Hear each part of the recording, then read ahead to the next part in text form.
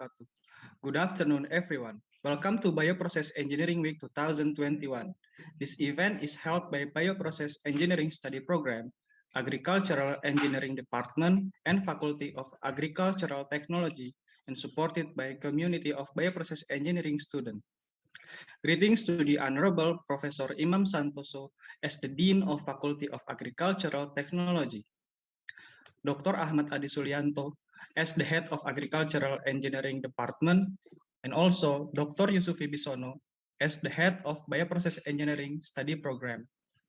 Also, the Honorable Special Guest Dr. Enver Güler and the Honorable All Lecturer in the Faculty of Agricultural Technology, and last but not least, all participants of Bioprocess Engineering Week 2021. To begin our lecture today, I would like to introduce myself. My name is Devgi Arsyamat as the Master of Ceremony of Bioprocess Engineering Week 2021 with the theme Ion Exchange Membrane Technology and topic Fundamentals of Ion Exchange Membranes and Applications. Dear honorable guests and participants, before we start our main event, let's start this event with a prayer first. So the event will be going with prayer start.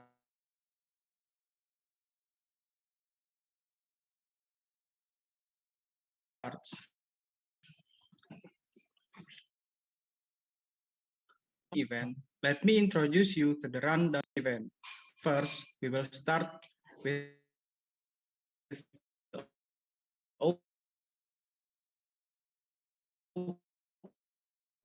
opening, Agriculture and Güler, question and answer session, and the last one is closing and photo session.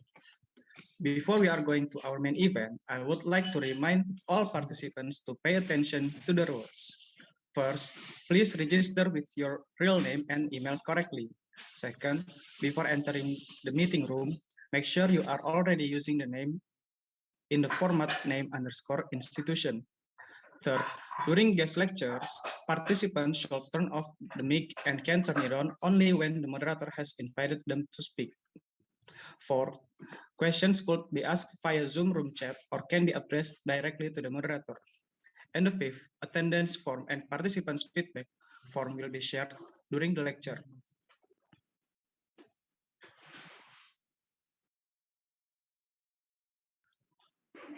So let's begin our first agenda today. Let's hear the welcoming speech from Professor Imam Santoso as the Dean of Faculty of Agricultural Technology. For Professor Imam Santoso, time is yours. Thank you, moderator. Assalamualaikum warahmatullahi wabarakatuh. Good afternoon, ladies and gentlemen, the Honorable Speaker, Dr. Enver Güler. Thank you very much for your time to join me in international event, international guest lecture in our faculty. The Honorable Head of Department and Secretary of Department and the Honorable Head of Study Program of Bioprocess Engineering, Dr. Yusufi Bisono, committees and all participants. It is our pleasure as a Dean of our faculty, Faculty of Agricultural Technology, to attend and open this event. And of course, because the international guest lecture is one of our commitment in international activities. In this event is part of a series of Bioprocess Engineering Week. And I also appreciate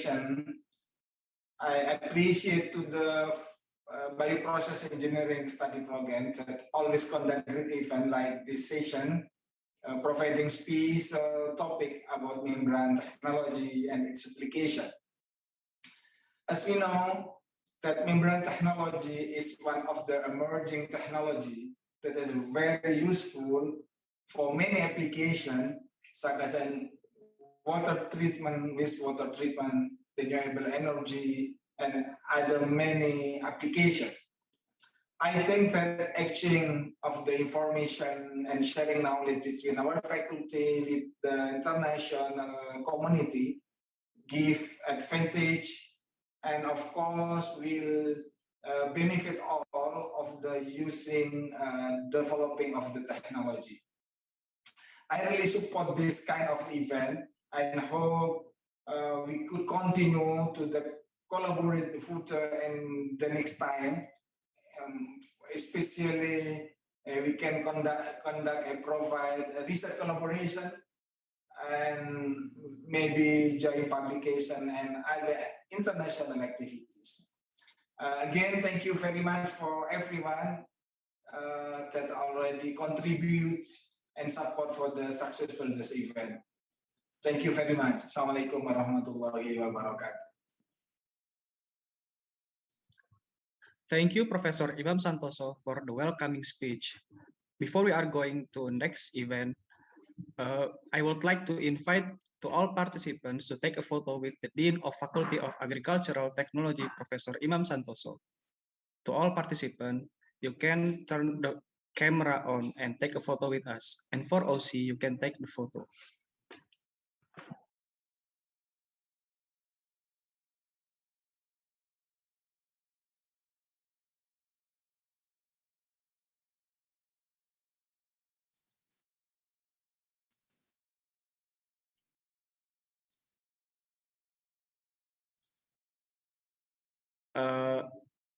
I will count from 1 to 3 to take the photo.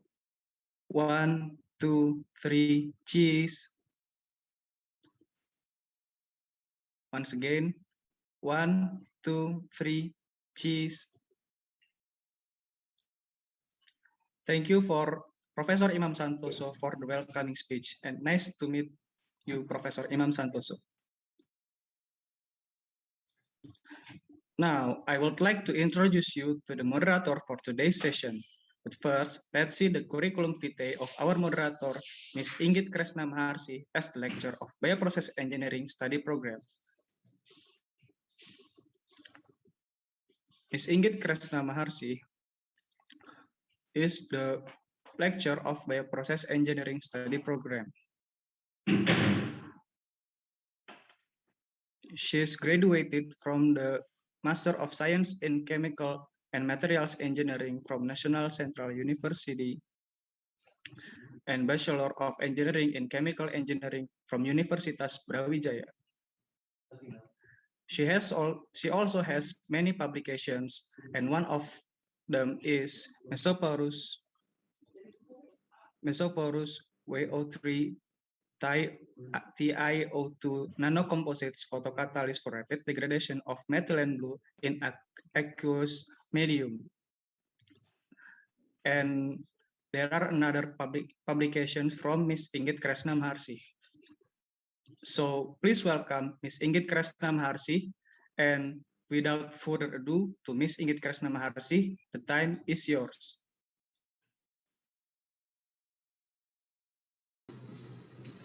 Okay, thank you for the master ceremony today. Well, today we are coming to the third session of a series of Bioprocess Engineering Week 2021, which is an international guest lecture that will be presented by Dr. Enver from Turkey. So, before we begin, I would like to send our gratitude for all the participants today, foremost for the Honorable Professor Imam Santoso, the Dean of Agricultural Technology Faculty, and also all the invited and respected guests. Good afternoon, and thank you for having me. My name is Inggit Kresna Maharsi, and I will lead this webinar in this afternoon. The topic is Fundamental of Ion Exchange Membrane and its Application. The lecture will be presented by our speaker, Dr. Enver Güler, an associate professor at Chemical Engineering, Atilim University, Turkey. Okay, we are start to read the curriculum vitae. So his main interests are membrane synthesis, membrane separation processes, salinity, gradient energy, and polymer electrolyte fuel cells. For the educational background, he received both bachelor and master degrees in chemical engineering, and then PhD in chemical engineering from University of Twente, Netherlands in 2013. for working background, he worked in Membrane Science and Technology Group in University of Twente, and then he worked full-time as a visiting researcher at Fujifilm Company in the Netherlands.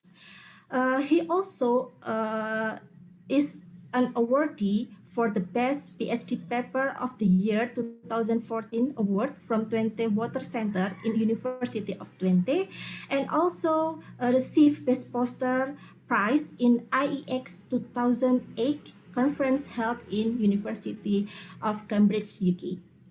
So before we begin, we have a required step for the participant who will to ask.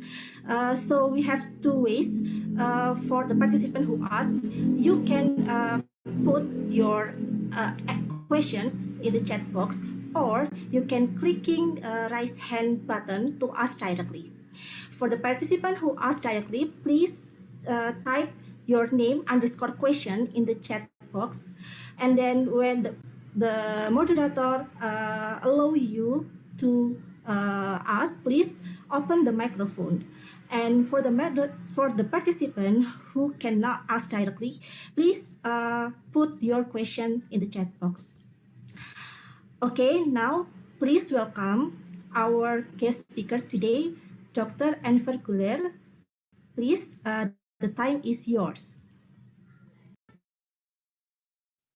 Thank you very much, Mrs. Ingrid. Let me share my presentation first.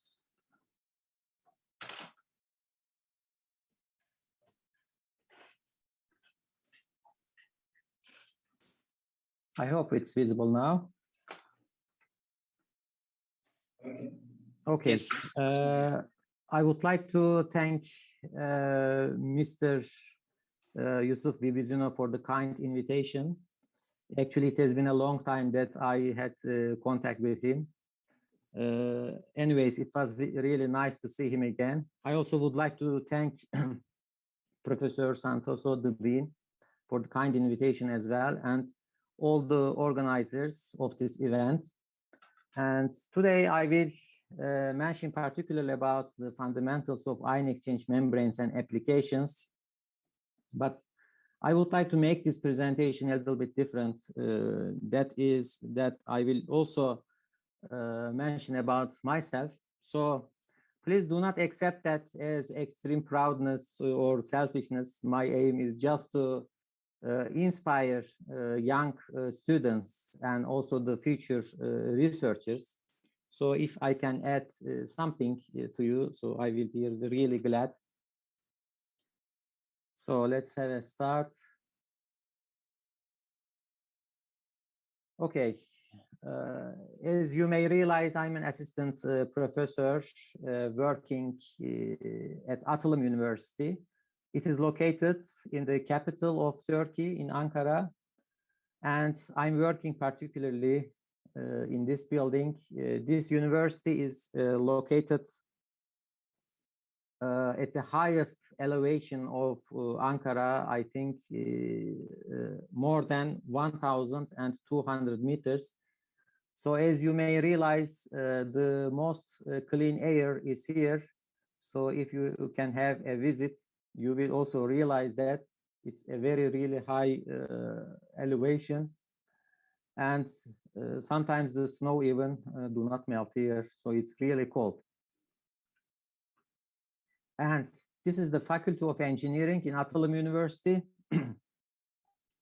And more or less here is my office. I work here.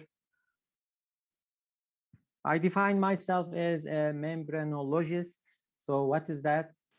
Actually, it's a person who works on the membranes and membrane processes, particularly for 4 major sectors, including energy, water, environment, and food. So as you may realize from the wording, I am working on the membranes. So what can we do with the membranes and how its technologies evolved? Here we see 3 main sections: the water, energy, and sustainable processes. Of course, it can be classified into different sections, but generally we can keep this figure in mind. So in water section, what we can do with membranes, we can purify membranes. We can purify water. So what that means, we can do desalination. We can produce drinking water from seawater, or pure water even we can produce with the membranes. And membrane bioreactors is another application. Actually, it's a different type of membranes. So here is the wastewater treatment. You can also use these membrane bioreactors actually to clean the water, the wastewater, especially in municipality regions. We see that application. And in energy parts, salinity gradient power, I wrote this as the first line because this was also my PhD topic, and I'm still working on that. This is actually related to the energy generation from the mixing of two water streams with different salinities like seawater and river water. So I will give the details later on, but what I can say for now here, you are producing energy, electrical energy from water. This is really interesting topic. And another one is the most widely studied technology. As you may realize, it is the fuel cells. You can make proton exchange fuel cells, you can make anion exchange fuel cells, solid oxide fuel cells, and so on. There are many, many types. And you can also make batteries with the membranes as well. So energy storage systems are here. And biorefinery, you can also purify, do some purification in food industry. For instance, electrodialysis is mainly used here in this part. And the last section is about the sustainable processes, what we can do. You can actually capture carbon dioxide. You can separate olefin and paraffin. These are the petrochemicals, and they are really difficult to separate because they have almost the same chemistry. And also dehydration of streams. You can take water from certain streams, or you can do organic solvent separation with the membranes as well, and you can produce hydrogen. As you may see, these are very diverse applications. The most common thing is that you can use membranes for all of them. So what is a membrane? First, we would like to define that. Here you see a child is separating actually the sand particles. If you want to do some construction, for instance, we come across with such mesh materials made out of metal. And this child is separating actually the small sand particles from the bigger ones. So there is a separation here, and we use this metal mesh. So we can say that it's a membrane, actually. The principle is the same. It's used for the separation. Another one that we see in our daily life is the tea bag, actually. You have a kind of paper, a cellulosic material, and then you separate herbs from the water, and then you make tea. So this is also a membrane. Of course, these are not the only applications. You can make filter coffee, for instance. This is also a kind of a membrane. So in more scientific way, how we can define a membrane, actually, it's an interface that separates two phases and restricts the transport of various components in a specific manner. That's what this child is doing here. And this definition is actually a very old definition. The Lonsdale, actually the founder of Journal of Membrane Science, in 1982 made this definition. And afterwards, of course, this definition has evolved, and a more up-to-date definition now is valid. So what we can say, it's a selective or non-selective barrier. It separates, and also it's a contact media between two adjacent phases. For instance, membrane contactors is a new application, and you can actually exchange, not only separate matter, energy, or information between the phases. So this is now a more valid definition of a membrane. So what we can do membranes, actually specifically ion exchange membranes, you can separate ions with ion exchange membranes, like sodium chloride or sulfate. You can separate big ions from smaller ions. Some ions have, for instance, larger hydrated radius than the other ions. So you can use this difference actually to separate ions. You can separate positive ions from negative ions. For instance, if your membrane is cation exchange membrane, I will again later on give some more information on that. You can separate cations from anions because cation exchange membrane is negatively charged. So it attracts the positively charged ions and allow the transference of the positively charged ions, but restricts the negatively, the oppositely charged ions. Here is a nice representation of that, how we do actually ion repulsion and ion migration. And here is a real photo of an ion exchange membrane. It's a commercial membrane, neosepta membrane. So actually there are two types of membranes here. One is transparent, as you may see, it's anion exchange membrane, and the brownish one is the cation exchange membrane. And this is the membrane that I produced actually in the Netherlands. I still keep this photo. And because this was my first membrane, and as you may see, it's a large membrane compared to my expressions. So when I managed to make this membrane, an anion exchange membrane especially, I got really happy during these days. I don't forget it. And then I showed this, of course, to my supervisor, and she also got happy. So this picture actually saved my life during my PhD. Okay, so what's a membrane? Again, we continue. We can make membranes from polymers, and most of the membranes actually are made from the polymers. There are also inorganic membranes, ceramic membranes, of course, but I'm not specialized on that. So I usually make polymeric membranes.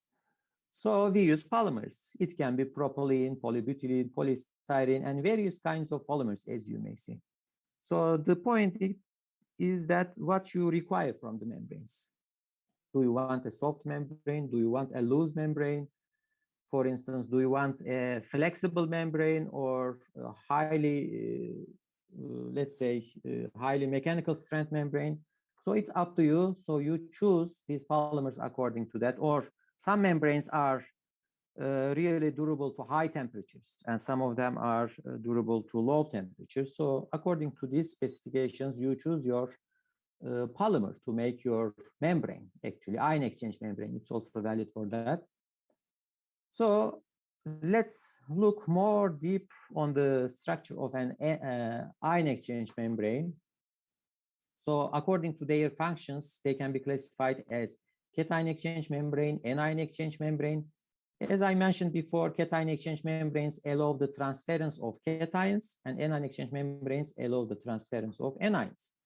But there are also amphoteric membranes containing two charges at the same time, and there are also bipolar membranes. So these are layered membranes. Cation and anion exchange membranes are laminated together, and they form a bipolar membrane. There are also mosaic ion exchange membranes, for instance. Different charges are patterned alternatingly in mosaic ion exchange membranes. But the most used ones are here, cation exchange membranes and anion exchange membranes. And here in this picture, we see a polymer matrix. This is the polymer matrix. For instance, polystyrene or polyvinyl alcohol, whatever it is. Let's say it's an engineering polymer. And on the polymer matrix, we see here negatively charged, again here a negatively charged and negatively charged. You see, it's on the polymer matrix. So we call this as fixed ion. For instance, in terms of cation exchange membrane, the fixed ion is the negatively charged ion. And of course, if you have a negatively charged ion, you should also have a positively charged. So it's called the counter ion. So these counter ions are mobile ions. For instance, cation exchange port of cations. So what can be this cation? This can be sodium, for instance. And what can be this negatively charged? It can be, for instance, sulfonic acid group. It's negatively charged. So there is an attraction here. So it attracts the positively charged sodium ion, for instance. And of course, there are some leakages in the membranes as well. And these are the co-ions. Although it is a negatively charged membrane, cation exchange membrane, sometimes anions also pass through these membranes. So it is inevitable, actually. Okay, let's look at these fixed charges. What can they be? These ones, these negative ones, for instance, in terms of cation exchange membranes. As I said, it can be sulfonic acid group, and look at that, it is a negatively charged ion. Again, other ions you see, there are also negatively charged ions, but the most common one is this one. And in terms of anion exchange membranes, the quaternary ammonium groups are here, so it's positively charged. Again, you can create positively charged ions with different materials as well, so it's up to you. Again, the most common used one is that one. So these are strong acids. These are sometimes can be weak acid. For instance, you can add this sulfonic acid group to the polymer matrix when you mix it with sulfuric acid in certain conditions. And you can attach these quaternary ammonium groups by adding, for instance, amines, trimethylamine or triethylamine, in certain experimental conditions. What are the most desired properties of ion exchange membranes? You should get high perm selectivity. What that means, for instance, there should be less leakage in the ions. If it is a cation exchange membranes, for instance, it should have the leakage of anions at very little level. That's the perm selectivity. Your membrane, ion exchange membrane, should be very conductive. That means it should have a low electrical resistance. It's important also, especially in electrodialytic processes like electrodialysis, you should create low electrical resistance. Otherwise, you will consume a lot of power, or you cannot make a certain level of separation. Your membrane should also have a good mechanical and form stability. As I showed you my first membrane, for instance, it was not reinforced, it was a little bit flexible, but it was enough for my application. But you can increase this mechanical strength by adding some mesh materials, for instance, or by cross-linking and making the polymer a little bit rigid. So there are many, many ways to increase these mechanical properties. Your membrane should also have, it depends, of course, according to your application, but it is mostly desired that your membrane should have high chemical stability as well. So these are the photos. Again, ion exchange membranes, according to their morphology, can be divided into two subsections. The first one is the homogeneous ion exchange membrane. So as you see here, this is the cross-section SEM image, scanning electron microscopy. As you can see, with bare eyes, you cannot see any pores. So it is not porous. So you can say it as homogeneous, and it doesn't have any ion exchange particles. So you just create a homogeneous solution. When you dissolve your polymer in a certain solvent, you can create such homogeneous cast solution, let's say. But it's also possible to make your ion exchange membranes heterogeneous. As you see, again, it's the cross section, but you will see here some particles. These are ion exchange materials, actually. They are either positively charged or negatively charged. It depends on your application. And ion exchange resins actually can also be used to make heterogeneous membranes. You just make some mechanical crash the particles, and then again you use a binder, a polymeric binder, and then you create this heterogeneous membrane. So where did my membrane story begin? In 2003, I started chemical engineering department in Ege University. It's located in Izmir on the west coast of Turkey, and I graduated in 2007 with a bachelor degree. So why I mentioned that? During my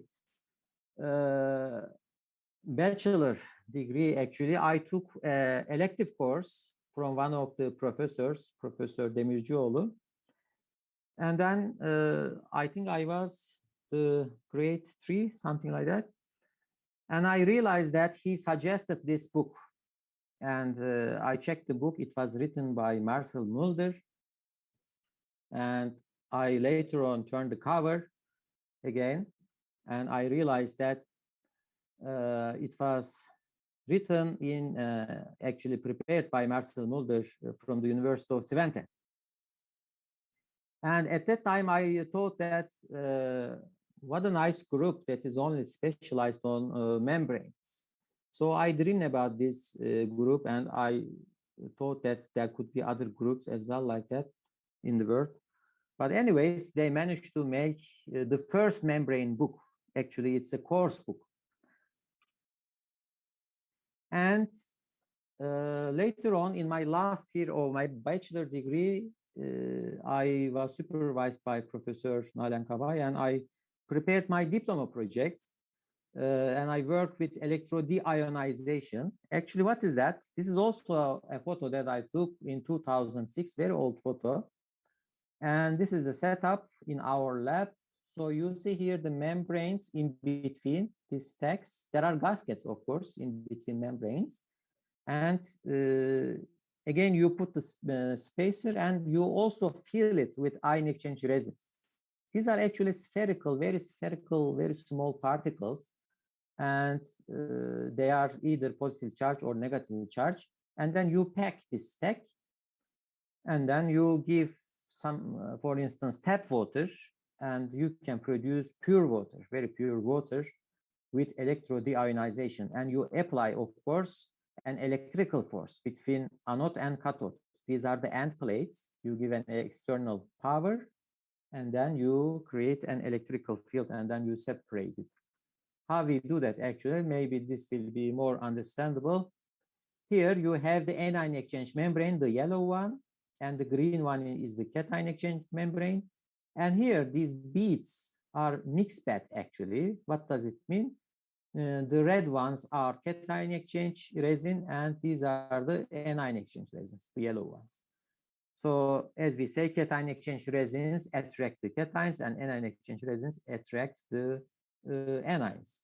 And then when you give the feed here, you take the negatively charged ions towards the anode and positive charged ions towards the cathode.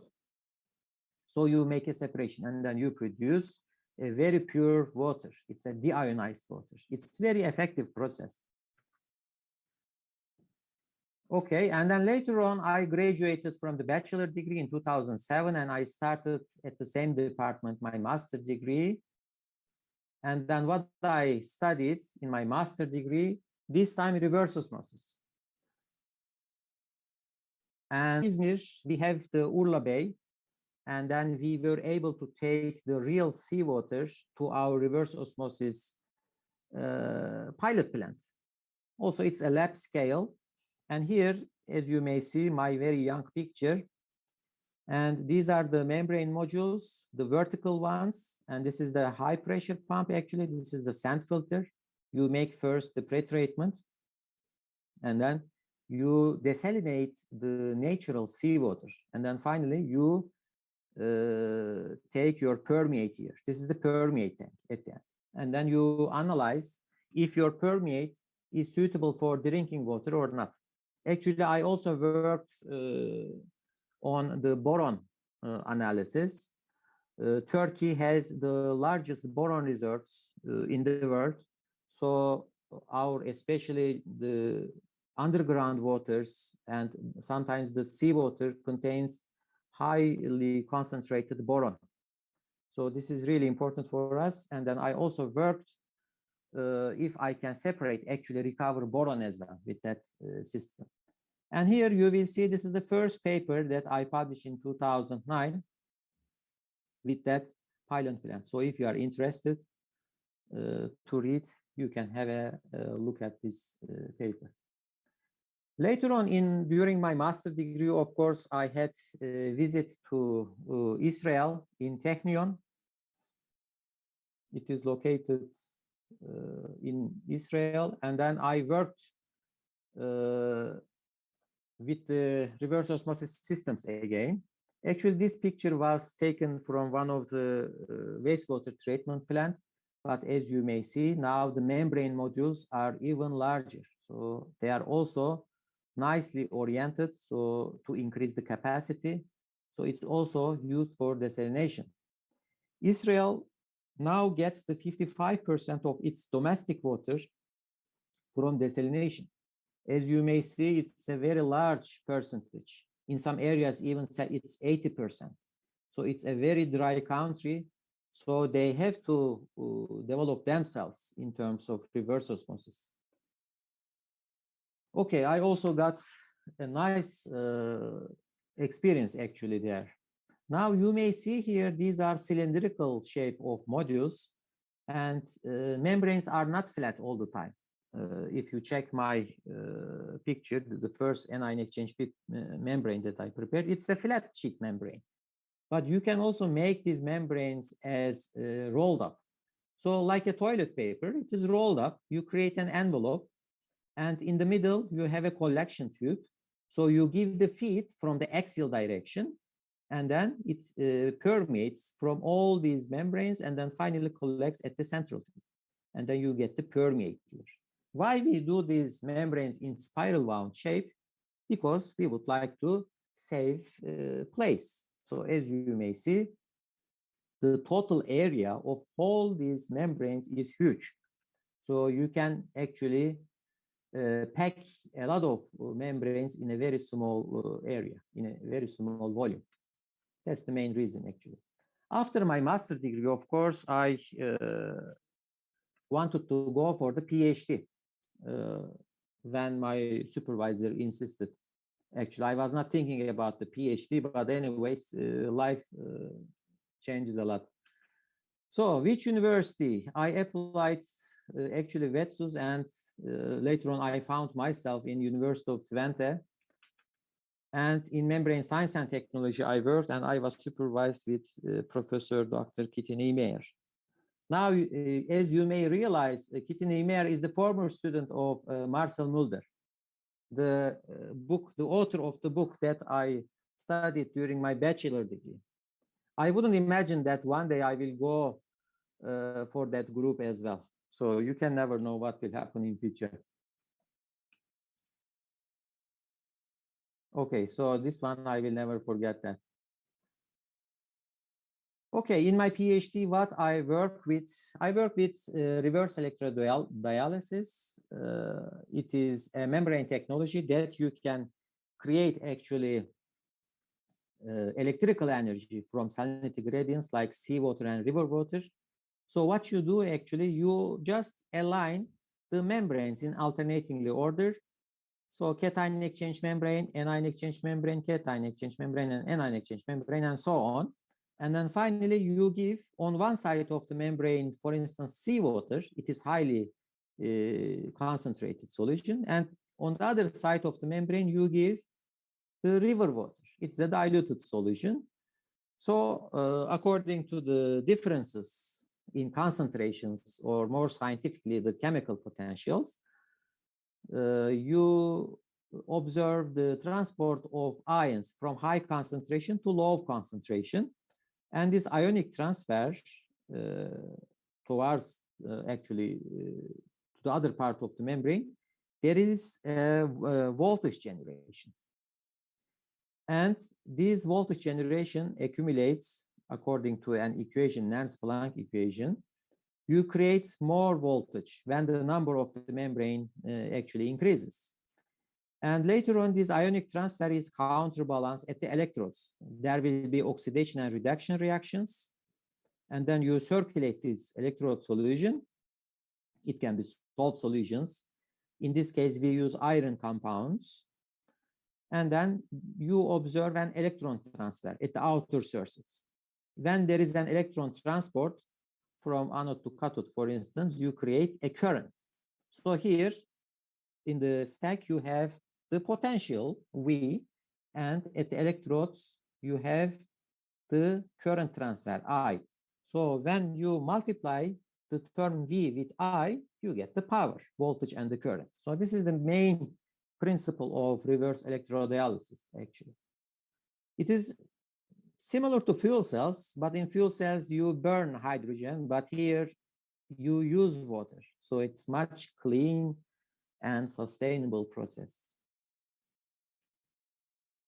Okay, so where we can implement this technology, actually, you should have a look at the water cycle in nature. As we realize, we have sea, and by the sunlight or with the temperature, you have the evaporation, and then with the clouds, it's transported, and then the condensation occurs when the temperature drops in terms of snow and rain, and then you create the water. And finally, this water can be either a groundwater or a surface water, and finally the rivers form. So there will be always specific locations where the river discharges into sea. So here actually the place where we can implement the reverse electrodialysis, because as feed, we need both river water and sea water. So you should have a look at these places in nature. Okay. Now, the first person actually who defined reverse electrodialysis and salinity gradient energy was Petel in 1954. So he said that when a river mixes with the sea, the fresh water becomes saline and the free energy equal to that obtainable at 680-meter foot waterfall is lost. As you may see, there is a great potential of salinity gradient energy in the world. And according to the literature, salinity gradient energy is larger than the total energy requirement of the world. So we have to utilize it somehow. And however, Petel was not the first one who used ion exchange membranes to extract this energy in practice. Can you imagine the first one? Actually, the first one was the electric eel, as you see. How electric eel does that?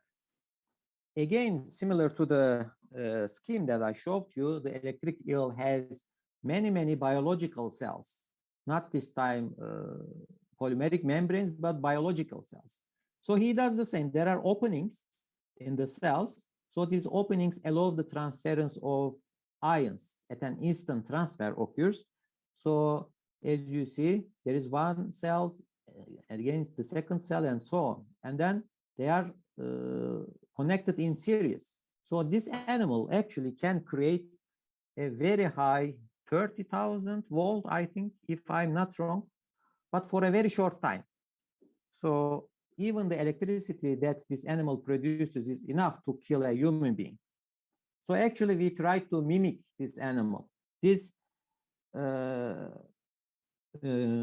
article is published in Nature Nanotechnology Letters. So if you are curious, you can have a look at this interesting paper.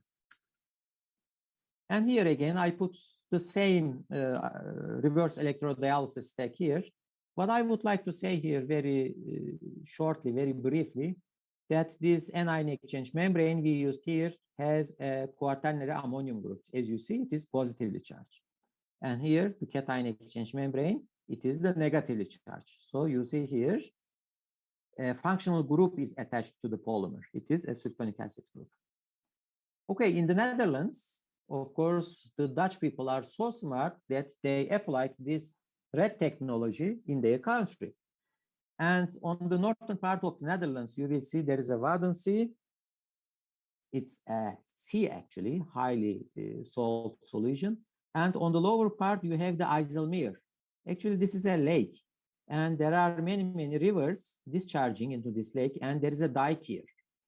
There are about 85, 90 years ago, the Dutch people actually constructed this dike in order to prevent their country from the floodings of the ocean. So that's why by time, the lower part is the fresh water and the upper part is the seawater. As you see, there is a lot of resources to apply this technology. So they decided to implement the world's first pilot plant actually based on reverse electrodialysis. I also visited this pilot plant and I'm also happy to contribute for membrane preparation for this pilot plant at Fujifilm. Okay, later on I completed my thesis based on these chapters. I made tailor-made membranes first, and then later on I investigated membrane properties, which membrane property is dominating in reverse electrodialysis. Later on I prepared monovalent ion selective membranes. That means anion exchange membrane only allows the transference of chlorides, for instance, but not sulfates. Sulfate is not good for reverse electrodialysis. due to its transport mechanism. I also made some microstructured membranes in order to increase the efficiency. Okay, my membrane story is that for now. So during my PhD, my supervisor told me, of course, at the beginning, you must find a membrane material that's easy to make membranes. It should be cheap and it should be environmentally benign. And I said, okay, I will do my best. And after a few weeks, I decided about the polymer that I will make my membranes during the PhD after a few months. And I proposed a rubber material. It was very cheap because it's rubber and it doesn't need toxic steps. Let's have a look at what is that. Actually, this is the Polyamocular Hydra. The abbreviation is PECH. And my supervisor said that in Dutch, the Polyamocular Hydra means bad luck. And I didn't know that, of course. It was in Dutch language. And then later on, I realized that it's not a bad luck, actually. It's my good luck. Because I found this polymer and then it saved my doctoral thesis. And why this polymer is environmentally benign? Because of this attachment. It already has the chloromethyl groups, as you see here. So you don't have to do chloromethylation. Chloromethylation is a carcinogenic step. It's a toxic step. So most of the researchers avoid this step. So if you have already this chloromethyl group, you don't have to do this step again. Because you are attaching this functional group, this quaternary ammonium group, to that chloromethyl groups, actually. So you need that one in membranes, in polymers. And these are some of my membranes that I prepared during my PhD. As you see, these are microstructured membranes. I made some ridges. So water flows in these channels in reverse electrodialysis. So you don't need external spacers. These are conductive, and it's very useful that you also increase the conductivity in your stack. These channels can be straight lines or wavy, and you can also prepare pillars. So here you have more open area. So your feed water can transfer to every place. So it's very advantageous, especially these pillar ones. And this is a flat membrane. Okay, I mentioned that I contributed to the mass production of membranes in the Fujifilm. I worked full-time in my last year. So I got an experience with that. I prepared my monovalent ion selective membranes also with the help of the person that worked in Fujifilm. So you can also have a look at this paper if you are interested in this kind of membranes for reverse electrodialysis. Okay, after I finished my PhD, I worked in Vetsus. Like Mr. Yusuf Bibisino, actually we did a PhD together. He was also a friend, a real nice friend, and also a researcher in the same institution in Vetsus. What I studied in Vetsus, I work on sodium selective materials for greenhouse applications here. So your membrane is only selective for sodium, but potassium, very similar ion cannot pass through the membrane, but only sodium. So it's really tricky membrane actually, but we managed to do that. And then we published a nice paper in desalination. Okay, now after 5 years is completed in the Netherlands, now it's time to return to Turkey, my hometown, because I believe that if I stay more than 5 years, I will get used to the Netherlands and I will never come back. So I decided to go back to Turkey, actually. I applied the postdoctoral study in Sabancı University. I studied the fuel cells this time. Again, a different membrane application. So I prepared membranes, proton exchange membranes for the fuel cells. It was based on the 4-vinylpyridine.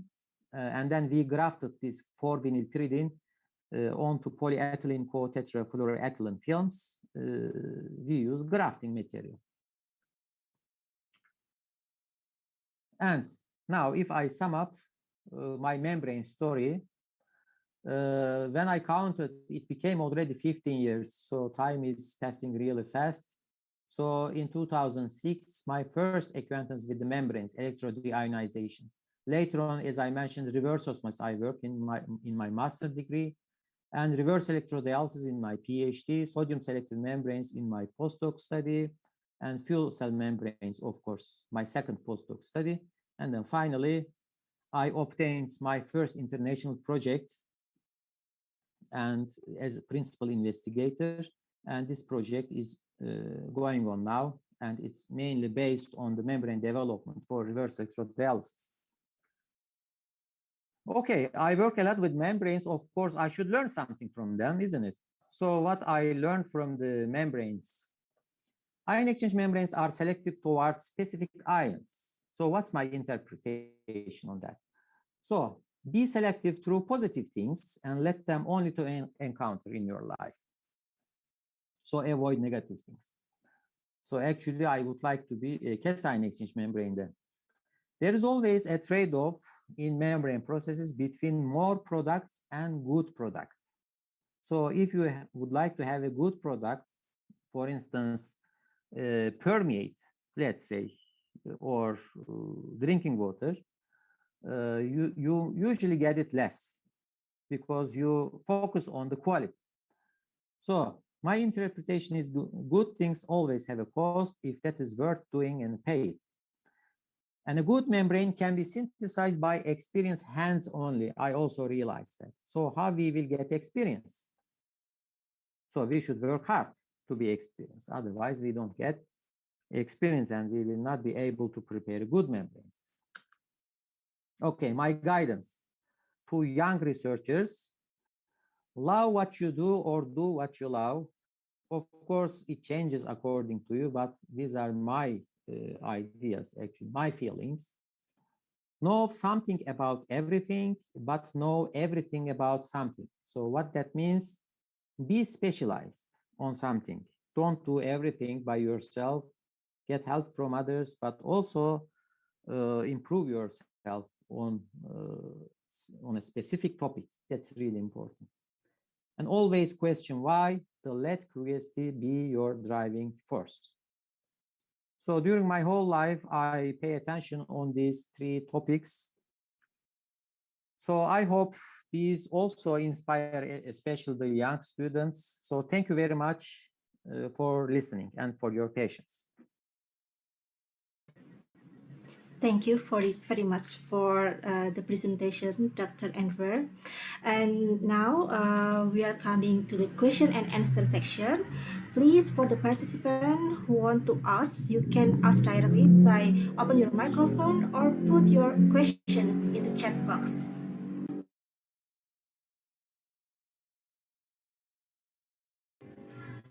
Okay, let's see. We have already 3 questions, Doctor, from the participant. I will allow Miss Ekatias. Please, you can open your microphone and ask directly. Okay, thank you for this indeed.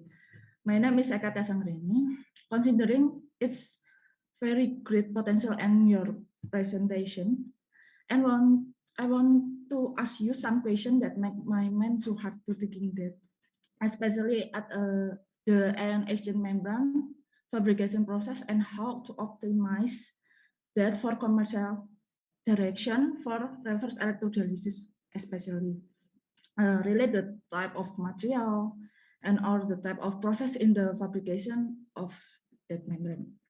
I know we can just searching that, but so many process and material can be using. It make me so depressed for the first I decided to explore it and research it in Indonesia. Yeah, Indonesia. So I think I wanna ask you and get the answer of my hard question. And secondly, I want to ask, according to your preference, as we know, Indonesia's government consent to build the renewable energy plant facility, but all this time we are importing the components from others. I think if we can make it in Indonesia, it will be better in my opinion. So I wanted to concept it to be my research direction. At least I wanted to pushing it in Indonesia. And I want to ask you, who or where should I come to expand of my study if I want to build that commercial concept of ion exchange membrane to chemistry? Thank you. Okay, thank you, Ms. Ms. Eka Tias, for the questions. So I can summarize. There are two questions for Ms. Eka Tias.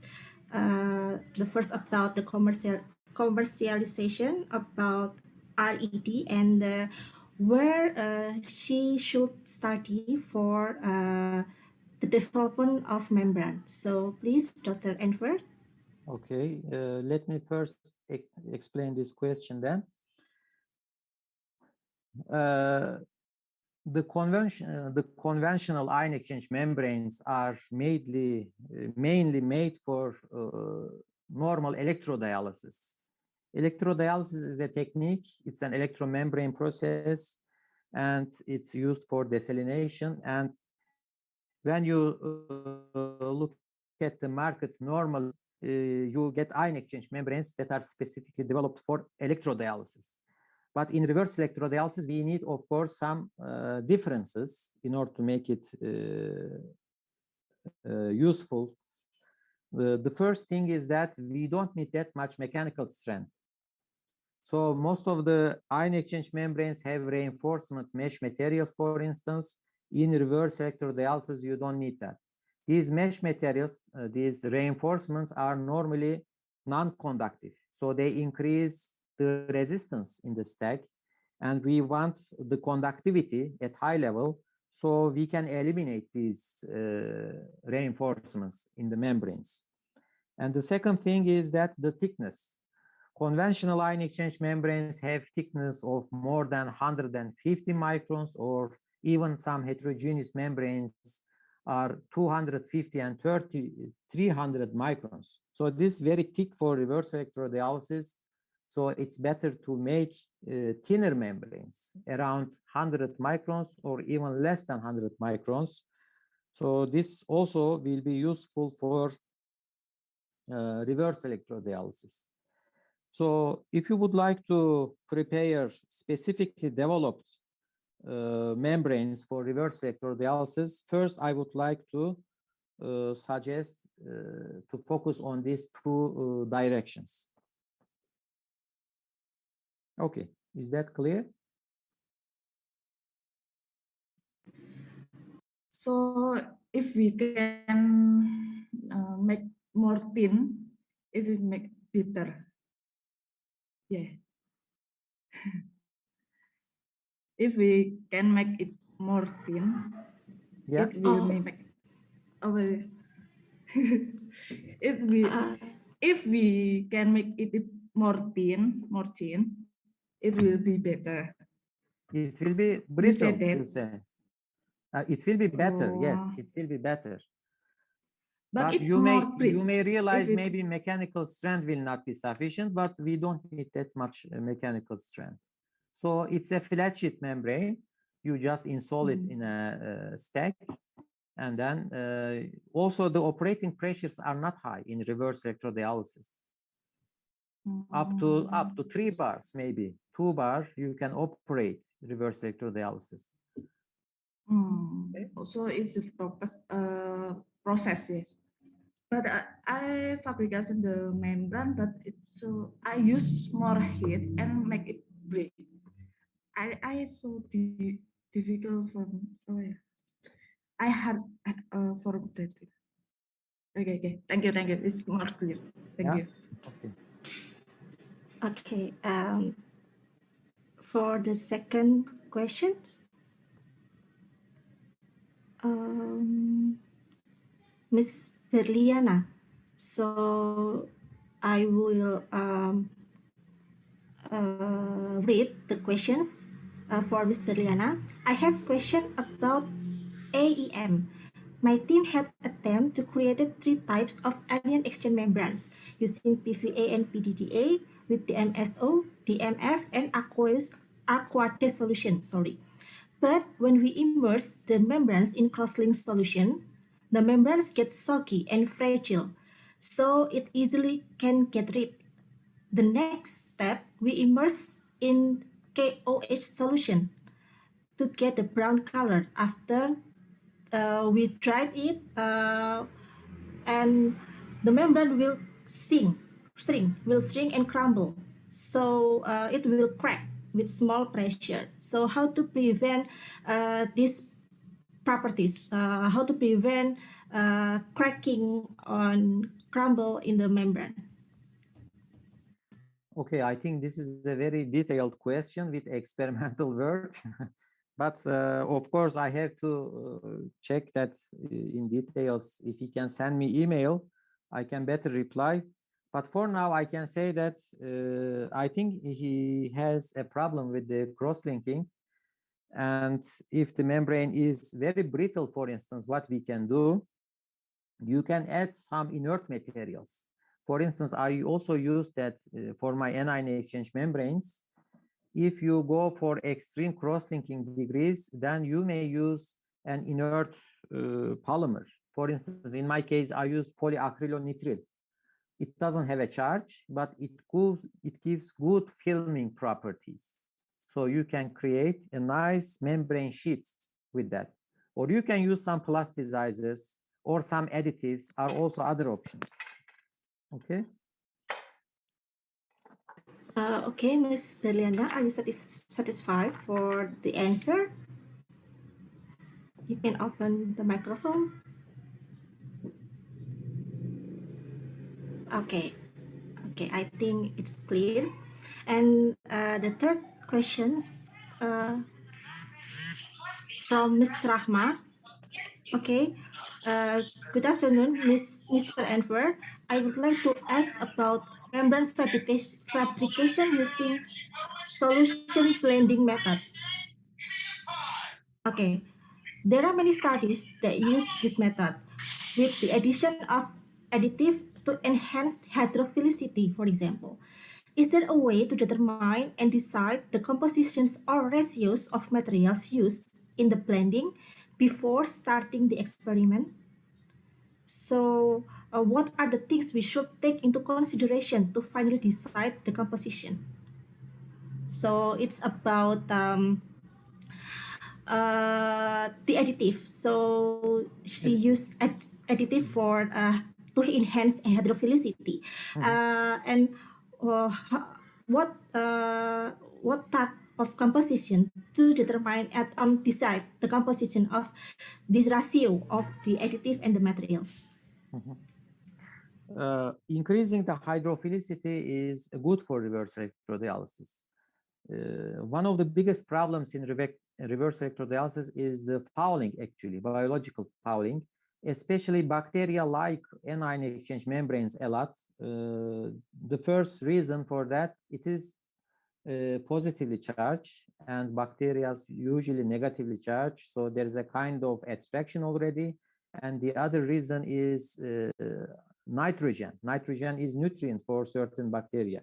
So hydrophilicity in the membranes is good for reverse electrodialysis because the membranes become self-cleaning with that. So it is one of our aims actually to increase the hydrophilicity. But we are lucky that these membranes are already charged, so they are hydrophilic already in nature.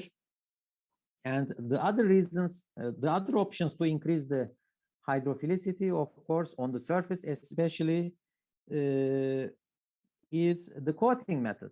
You can make coating, or you can cross-link the surface only with specific functional groups, so you can increase the surface charge. And you can even, for instance, add some particles, nanoparticles or microparticles, which have some certain functionality. So these are the methods that I can suggest you, but there are also some books related to that, or papers. You can also check it about surface modification of the membranes. Okay. Okay, is that clear for Ms. Rahma for the answer? Yes, thank you very much. Okay, thank you very much. And the next question is from Miss Mahira Nur Alifa. So she asked about the color of the membrane. So she has created a membrane from PFA and PDDA with PMF solver. But when the membrane is immersed in the KOH, sometimes the color is too black, not too brown. So what is the factor for this changing in color? So Changing color shows that some of your functional groups are deteriorated already because of the extreme basicity. Similar things also happen when you immerse your ion exchange membranes in acidic environments. So they change colors. You can use it to some extent, but you cannot get an efficient result on that. So you should increase the chemical stability of your membranes. That's what it means. So what I suggest, if you would like to measure how much your membrane deteriorated, maybe you can have a look at the FTIR before or after immersing the basic or acidic conditions. Okay, but changing the color is not really desired in membranes. okay, thank you for the answer, Dr. Enver. So Miss Mahira, is it clear for you? Okay, thank you. And for the next question, for the participants, you can put your questions in the chat box or directly clicking the raise hand button.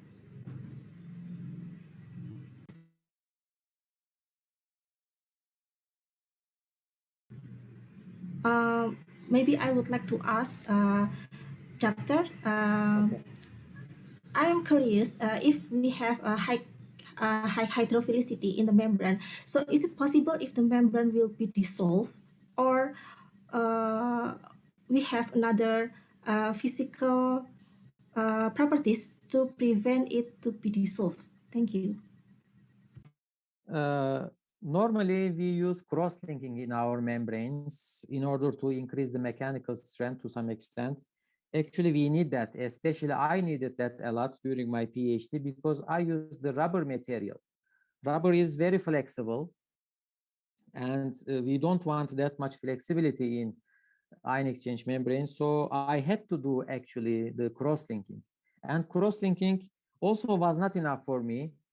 I even go further for adding the inert material, polyacrylonitrile, to make it like a film, a rigid material. So I applied these techniques a lot. What I would like to say, once the membrane is cross-linked, there is no way to dissolve it back. So it's already, the polymer matrix is already bounded together with the covalent bondings and so on.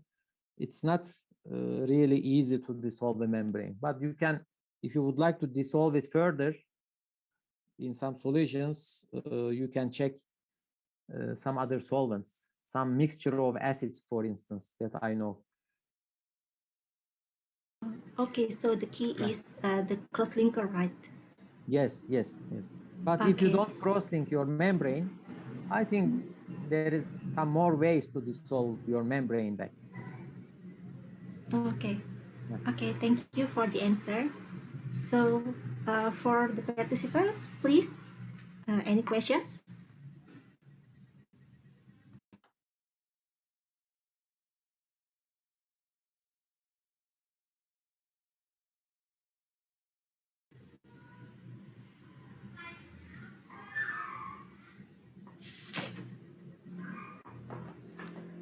Okay, maybe I will ask one questions. There are two types of structure, homogeneous and heterogeneous membrane. So I would like to know, for the heterogeneous or homogeneous, they are always used in what kind of application, or it depends on the case, or there are some classification if homogeneous for what kind of case, like that. So thank you. Thank you too. This is a nice question. Homogeneous membranes are the membranes that have homogeneously distributed functional groups on the membrane, on the polymer matrix. I usually have the feeling that homogeneous membranes are more beneficial for reverse electrodialysis because the properties are the same at every part of the membrane, and you can make this membrane very thin. But in terms of heterogeneous membranes, they have particles embedded in the polymer matrix.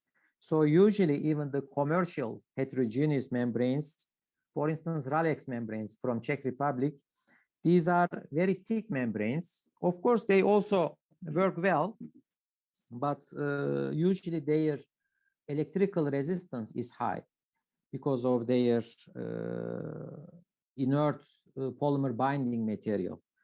So what I can say, if you are working with very delicate processes like reverse electrodialysis, and if you would like to use it for electricity generation, I prefer you to use homogeneous membranes. Even in fuel cells, homogeneous membranes are used. But if you are really working with the desalination purposes, heterogeneous membranes are also an option. Okay. Okay, it's pretty clear. Thank you, Dr. Enver. And we have a question here for Mr. Agung. Please, you can could you open your microphone? Okay. Hi, Dr. Enver. Yeah. Previously, I would like to thank for your wisdom and insightful presentation. To be frank, I'm not too familiar with membranes. That's why I'm so curious to ask some question regarding the membrane technology. Is it possible to use membrane in separation? I mean, to separate biodiesel with liquid catalyst? How effective is it? In terms of cost, can membrane be taken into account? Thank you. Thank you also. To be honest, biodiesel separation is not my expertise. I didn't use membranes for petrochemical industry. But when you would like to apply a membrane process to separate certain materials, at least two materials, you should find a differentiating property. So what can it be? It can be size. For instance, some molecules are larger than the other ones. So you can make a sieving methodology to separate one material from another one. And another property is charge. For instance, some materials are positively charged, some of them are negatively charged. So this is also a difference. For instance, you can also use it to separate one material from another one. And the other property is, for instance, boiling points or evaporation rate. So, for instance, you can use per-evaporation for that, or any other processes, or membrane distillation. You can also think that. So, if you have at least two different materials with different boiling points or evaporation rate, you can also use membrane processes. But first, look at these two differentiating properties I can suggest. Okay. Okay, thank you, Dr. Enver. Is it clear for Mr. Agung? Yeah, thank you. Okay, thank you. For the next question, please, the participant. You can ask directly or write your answer. Oh, sorry, write your questions.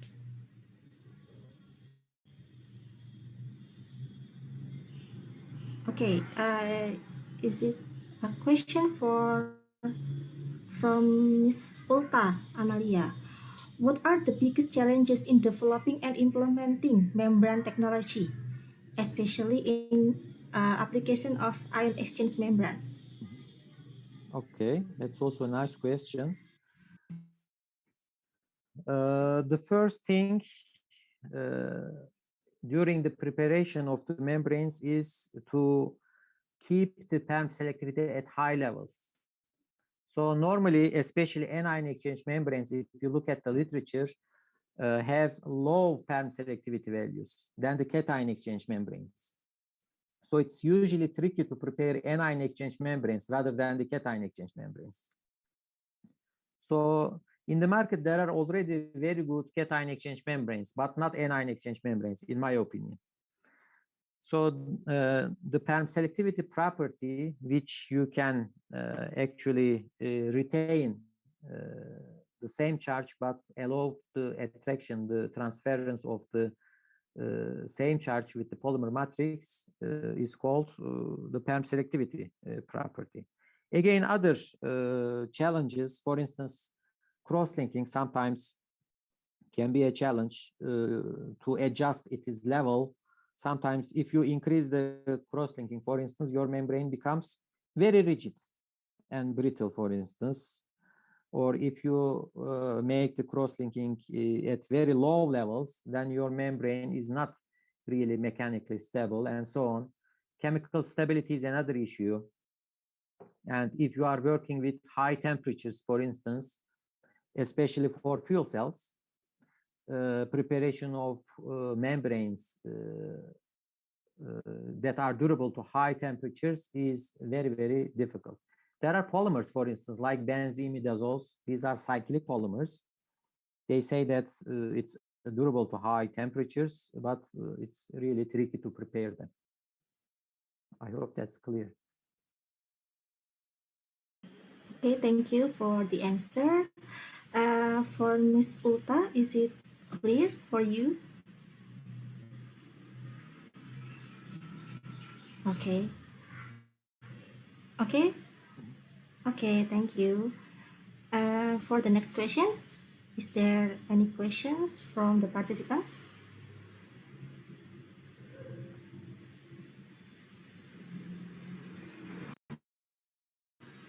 Okay, maybe the last questions from me. I'm just curious, Dr. Enver. For the ion exchange membrane, is there any stage that the membrane is getting saturated? Maybe, for example, like if we have just ion exchange, they have a saturated phase, and we have to like clean or washing out. So how about ion exchange membrane? Is there also have that phase? Thank you. Yes, that's also a really nice question. Thank you. Of course, similar to the ion exchange resins, membranes have the same issues because ion exchange resin is a spherical shape. These are microspheres, but they also have either positive or negative charges. And the membranes is actually the flat sheet form of ion exchange resins. So when you use it for certain times, you are exchanging ions with the membranes. So they become saturated. Let's say that we reach to the capacity, ion exchange capacity of the membranes. So after some time, they are not useful anymore. So normally in ion exchange membranes in electrodialytic applications, it is usually good to wash your membranes with chemicals, for instance, with acids or bases, to release these ions back.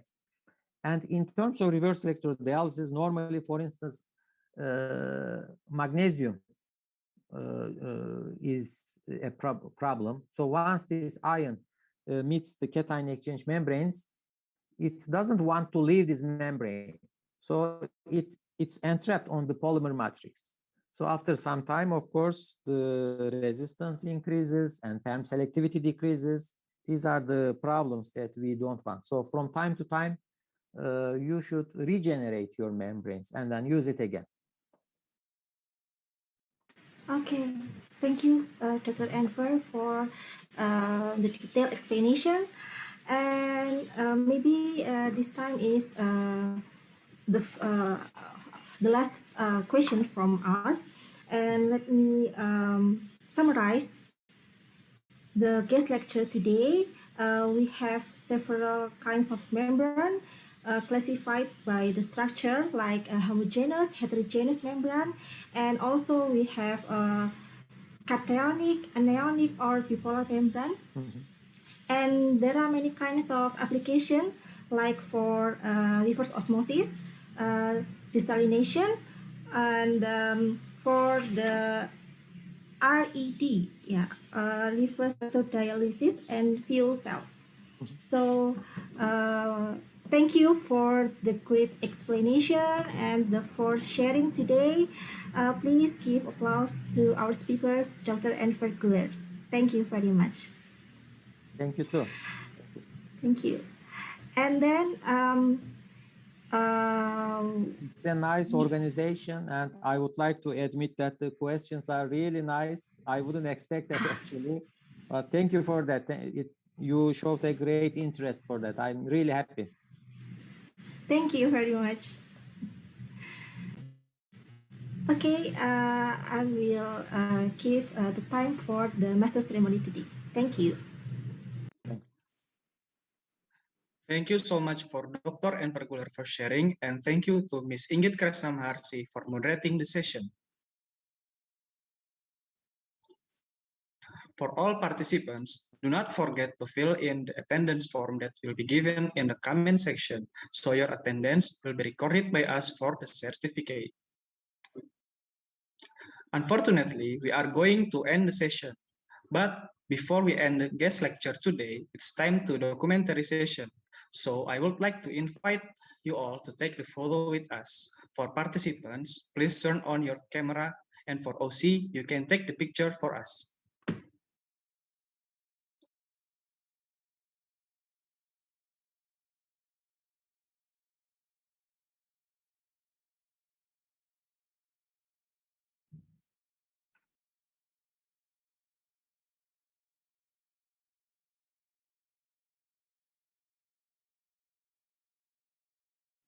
For all participants, I will give you 1 minute to open your camera and take a photo with us.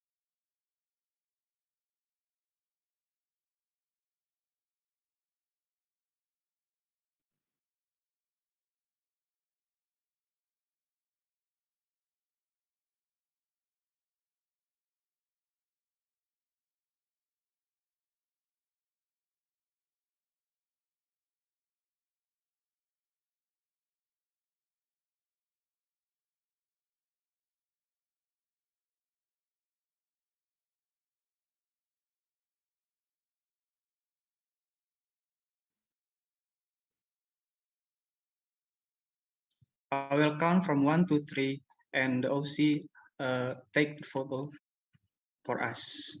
So get ready for all participants, and 1, 2, 3. Cheese. Once again, 1, 2, 3. Cheese. Okay. Thank you very much for all participants to coming to guest lecture from Bioprocess Engineering Week 2021. And I would like to say thank you to all of you and the guests for coming today. And we are sorry for any mistakes in this event. And we hope you enjoy the session. And it's nice to meet you all here. And see you next time. Wassalamualaikum warahmatullahi wabarakatuh. Have a good day, everyone, and stay healthy.